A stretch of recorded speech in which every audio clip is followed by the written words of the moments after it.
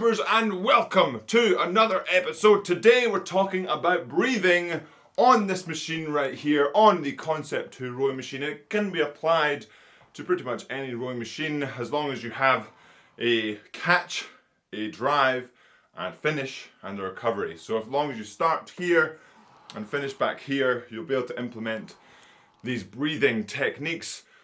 As I've been doing more workouts and putting them on my channel, people have been asking, how do you breathe? When do you breathe? What's the best method to breathe?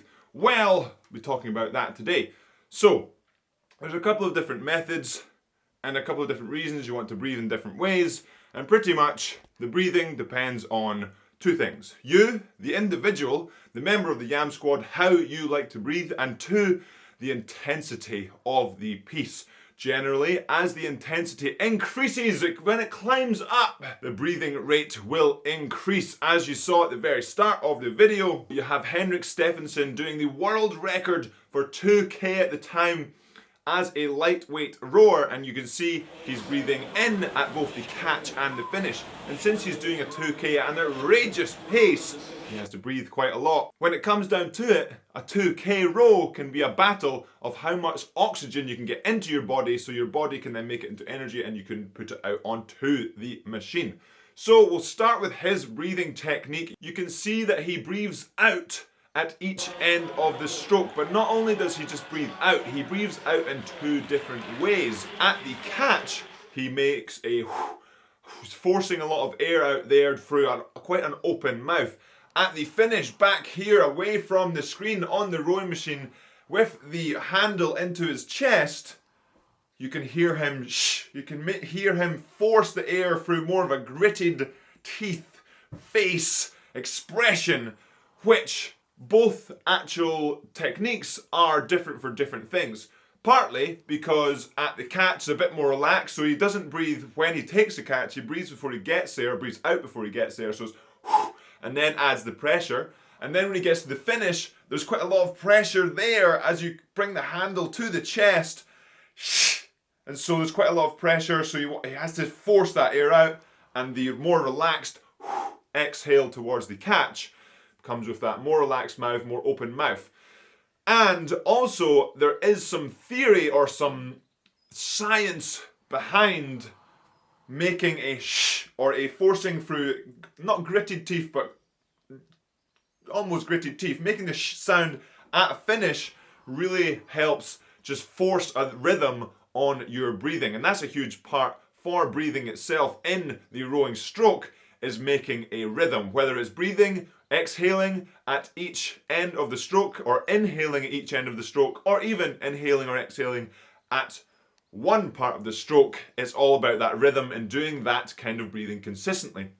Henrik Steffensen uses his breathing technique of exhaling at both ends of the stroke pretty much the entire way of his 2K. So at the start of the 2K, he's getting an abundance of oxygen into his body before the oxygen debt actually kicks in. So he's delaying that oxygen debt as much as possible for as long as possible till he gets to the end of the 2K where everything starts to hurt and you need as much oxygen as possible. So he's really almost front loading his oxygen levels in his 2K, and it's awesome to watch, and it's really obvious to hear that at the catch and that at the finish that he does. So what happens if you're not doing a 2K, if you're not doing a super intense workout? Do you want to breathe the same as him? Do you want to exhale at both ends? Again, this ties into who you are as an individual, as a member of the YAM squad.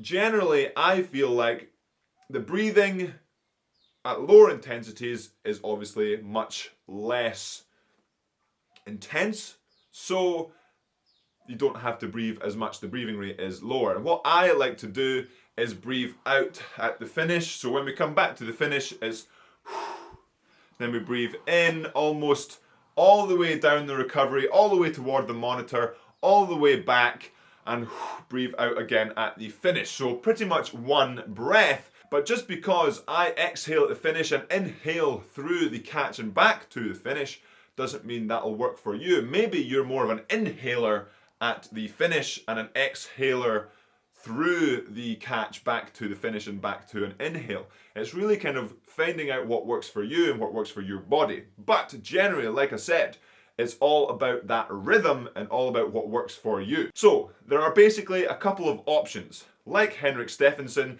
and what I like to do as well when the intensity climbs up is breathing out twice a stroke essentially. So you go at whether it's the catch or the finish or midway through the drive, midway through the recovery, you're breathing, or you've got 2 breaths per stroke. Generally, I feel like when the breathing rate increases past 2 breaths a stroke, it becomes more of an effort to actually breathe, and probably something's going wrong in the actual sort of workout itself. For example, you might be doing a pace workout and you've ended up falling off the pace and you're just struggling to get that, and your breathing rate skyrockets and you're struggling to get enough oxygen in, and you just can't hold that pace, because that's really what happens. There's a limit to how much you can breathe per stroke before it starts to interfere with how much oxygen you can actually get in. So generally, if you can take 2 breaths per stroke, you're getting pretty much as much oxygen in as you can, because if you start to go to 3, 4, 5 breaths a stroke,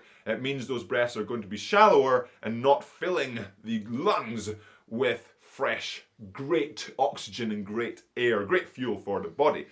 And then when we go back down to the lower intensities, it's all about using the lungs, using the breath to give your body oxygen. So there's no point in taking small breaths. It's all about full breaths, whether it's in through the nose, in through the mouth. And I can make a whole nother video talking about nose breathing versus mouth breathing, because that's something I've been looking at a lot over the past couple of years, and which I really think also makes a difference. But today we're just talking about sort of the amount of breaths that you can take. And I think purely based on seeing Henrik Steffensen work his 2K magic, 2 breaths a stroke for an intense workout like a 2K is a great place to start. And then if you're doing lower intensity, it's generally closer to that 1 breath per stroke. So hopefully that kind of makes sense, but not to want to add any more confusion, it also depends on your rate. So if you're rating 40, it's going to be quite hard to breathe multiple times a stroke. If you're rating 20 on the other hand, it generally could be quite easy to breathe 2 to 3 times per stroke. But like I said, when you start to increase the breaths per stroke, generally you end up taking shallower breaths and not getting the greatest of oxygen in. So say you're doing a high intensity workout like I did yesterday, a 30-minute rate 20. At rate 20, I could probably almost fit in 3 strokes, but you want to really make sure if you're doing 3, it's 3 big, like, but even then, that just as a whole, I'm trying to force that breath rather than letting my body almost take control. But sometimes letting your body take control of the breathing can end up with negative results, hence why I'm talking about breathing at all. Because sometimes I've seen people breathe terribly on the rowing machine, I've seen people breathe excellently on the rowing machine, and I am a big culprit of not breathing so well on the rowing machine. I remember one example was at high altitude, and one of the guys said to me, "Are you okay?" Post hard workout on the rowing machine, and I said, "Yeah, I'm okay." And he just said to me, it dawned on me then, breathing was something I needed to work on. He said to me, "It looked like you couldn't breathe. Yes, we're at altitude and it's a hard workout, but it looked like I had to really force oxygen in." But there's another video idea about personal stories later on, but that will be it for today's episode, Yam Squad. Hopefully I'll be able to talk about sort of nose breathing and mouth breathing and the benefits of both. Let me know in the comments below if you would like to know about those. And hopefully you did enjoy this video. A little bit of a shorter one today, but I think breathing is a really important one, which you can also tie into your heart rate training too. So as always, Yam Squad, remember to subscribe if you haven't already, hit that like button, and I will see you in another episode of the vlogs. Oh yeah!